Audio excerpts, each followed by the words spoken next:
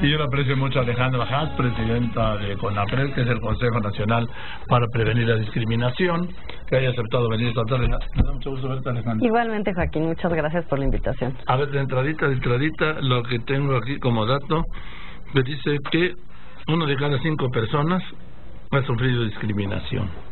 Me parece que esto ni en Suecia, ¿sí? Mira, este es un país profundamente discriminatorio. Sin duda, y eso lo refleja también la encuesta. Hay en la encuesta distintas formas en las cuales recogimos información. Una de ellas directamente preguntándole a la gente, ¿te sientes discriminado? ¿Sabes si te discriminaron en el último año? Y ese es el reflejo del resultado que estás leyendo. Es una buena noticia que las personas ya empiecen a identificar que son discriminadas, porque la discriminación está tan arraigada que muchas veces ni siquiera la propia persona que la padece la detecta. Entonces, este dato es un dato bueno. Claro que si lo cruzas con otros datos que recogemos, déjame darte un par para empezar a platicar. Lo que esta encuesta nos trae a la mesa es que la discriminación es estructural y que hay prácticas discriminatorias en todos los ámbitos institucionales. Totalmente de acuerdo. En la familia, en la escuela, en la calle, en las instituciones públicas, en el trabajo, en todos lados hay prácticas discriminatorias. Y hay datos como este. 9 de cada 10 indígenas que hablan una lengua indígena, personas indígenas, no tiene contrato por escrito. Es decir, solo 1 de cada 10 tiene un contrato laboral por escrito y por lo tanto solo 1 de cada 10 tiene prestaciones médicas derivadas de su trabajo, que como sabes en México está asociada una cosa con la otra. Lo que eso nos indica es que la proporción de personas sin contrato y sin acceso a prestaciones médicas por su trabajo cuando nos referimos a población indígena es mucho mayor que la población no indígena, y hay una brecha de desigualdad que tiene un vínculo directo con la discriminación. Y no solo eso, que están condenados a la pobreza. Pues por muchas razones.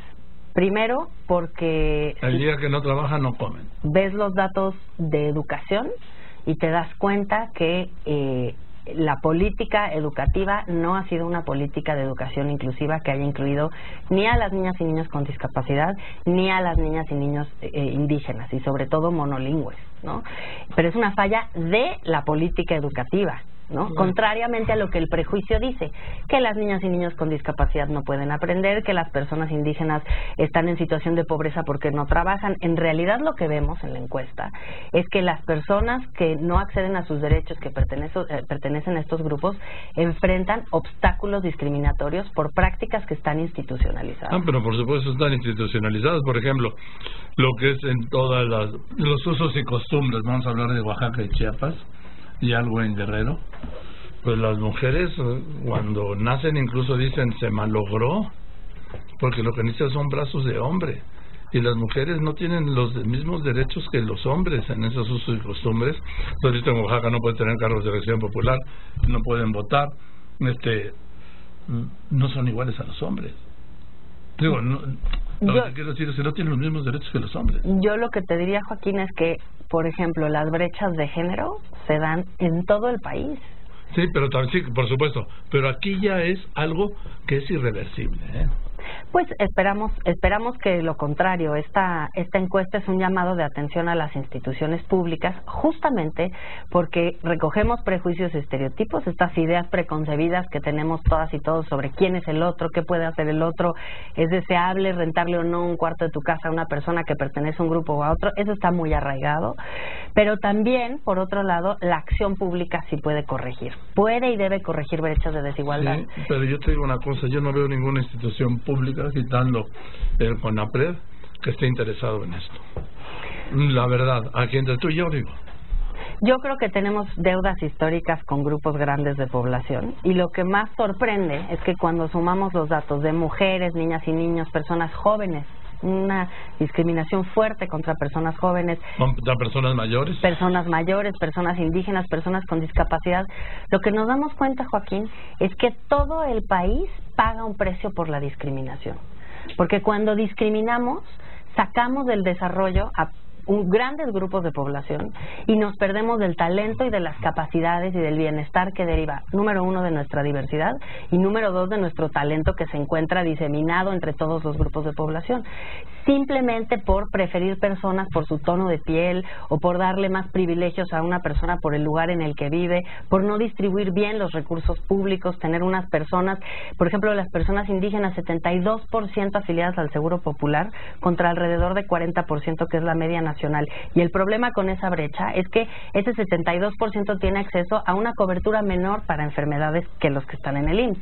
¿no? Entonces, estas brechas de desigualdad con la población afrodescendiente, con la población LGBT, etcétera, lo que nos hacen ver es que México se está perdiendo de su mayor riqueza, que es la diversidad, para lograr un mejor desarrollo.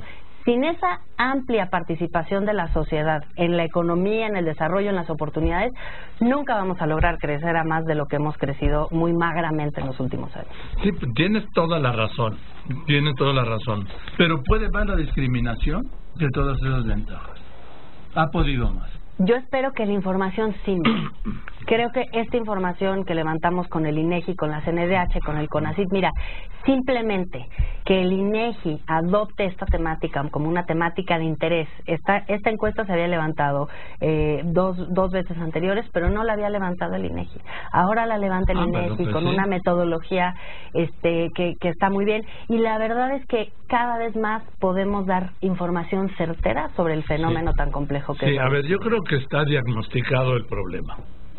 Sí, lo que no hay es un tratamiento para atender este problema. Porque tiene que tener un tratamiento, escuelas, hospitales, oficinas públicas, oficinas privadas, familias, gobiernos estatales, gobiernos municipales, usos y costumbres, lo que se te ocurra. Así es. Deportes. Todos los ámbitos, a todos los grandes problemas nacionales se cruzan por la discriminación, ¿no? Lo que vemos es que cuando no atiendes la discriminación, tienes desigualdad. Cuando no atiendes la discriminación, tienes erosión social. Cuando no atiendes la discriminación, tienes violencia. Desde luego, pues por eso hay multifactorial. Discriminación, erosión social y violencia. Porque no se está atendiendo. Por más que se los mostremos o se los muestres con la estadística y con las razones que tú das, se dan la media vuelta y siguen haciendo lo mismo. Alejandra, es que esa es la realidad, ¿sí? Yo no quiero pecar de optimista, pero hay grandes avances también, ¿no? La paridad de género a nivel político es un alcance importante. Sí. Oye, por ley se tuvo que hacer por ley. Pues sí, y así son los cambios. Los cambios tienen que provenir de las instituciones. Sí, lo que te quiere decir es que no es por un convencimiento. Pero esas son las medidas de acción afirmativa. Por eso es importante que las dependencias y entidades públicas, federales y locales se comprometan con esta agenda, porque efectivamente tienes toda la razón. Los cambios tienen que provenir de leyes, de política pública, de decisión, para mover hacia adelante esta agenda y no esperar a que la opinión pública diga o no diga, porque al final muchos de estos derechos todos estos derechos son derechos que están consagrados en la Constitución y que son obligatorios. Y ya sabes por dónde se los pasan, sí, como se los han pasado. No es que te esté jugando las contras, Alejandra Haas, te conozco, te respeto mucho lo que haces, sé quién eres, cómo lo haces, lo convencida y comprometida que estás, pero hay una realidad que está ahí en la calle, en la esquina. Ahorita cuando estuviste en la esquina estaba dando un acto de discriminación. Sí, hay datos, en la encuesta hay datos muy fuertes de la cantidad de mujeres que se siente violentada cuando sale a la calle, por ejemplo, ¿no? Alrededor de 4 o 5 de cada 10 mujeres ha tenido una situación de, de violencia o de discriminación en su estancia en la calle. O, por ejemplo, un niño con discapacidad que no puede ni salir de su casa porque no hay una rampa, porque no hay condiciones de accesibilidad. Y ahora por lo menos salen. Por años los tuvieron encerrados, escondidos. Yo creo que hay avances, pero los avances ciertamente son muy lentos, muy a regañadientes, y necesitamos hacer mucho más en políticas de salud, en políticas de trabajo. Nosotros tenemos una norma de igualdad laboral y no discriminación. Las empresas y los centros de trabajo se tienen que sumar a no tener políticas discriminatorias que además van en detrimento de ellas mismas. Acabo de ver un estudio que decía que las mujeres en México con el mismo trabajo ganan 22% menos que los hombres, 24% menos que los hombres. Así es. Y la tasa de mujeres en México que participa en la economía formal es de las 3 peores de América Latina. De las 3 peores de América Latina. Que ya es decir. Nos perdemos al año miles de millones de pesos por no incorporar formalmente a las mujeres al mercado de trabajo y por tener políticas también de relaciones laborales que no concilian la vida familiar y la vida personal con la vida laboral, ¿no? Entonces sí tenemos problemas estructurales. Lo que nos permite leer esta encuesta es, por un lado, percepciones propias y hacia los demás, pero también nos permite leer este carácter estructural y poner el dedo de cuáles son las políticas que pueden hacer la diferencia para cortar las brechas entre los grupos. Bien, entonces Alejandra Haas, el diagnóstico ya está, falta el tratamiento. Faltan digamos 2 pasos. El siguiente paso es un documento que también estamos por lanzar próximamente. ¿Cuándo lo lanzas? Porque les queda poco tiempo. Dentro de 2 o 3 semanas, prácticas discriminatorias por ámbito institucional. ¿Lo traes? Lo traigo, por supuesto, en cuanto lo tengamos. Y después ya, pues el trabajo de la planeación para el desarrollo del próximo sexenio, que incorpore estos criterios y que incorpore esta información para lograr tener mejores resultados en los próximos años.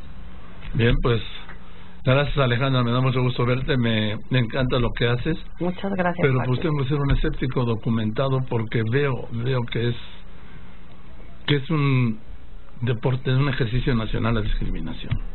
Tenemos mucho que superar. Te doy un dato: lo que gana un jugador de fútbol profesional y lo que gana una jugadora de fútbol profesional. Nada más, con eso te digo todo. Pero Joaquín, se fundó la Liga de Mujeres. Sí, se fundó. En el fútbol. Se fundó la Liga de Mujeres. Lo que pasa es que una jugadora de fútbol gana, las estrellas, 25,000 pesos al mes. Y los jugadores estrellas ganan 2,5 millones de pesos al mes.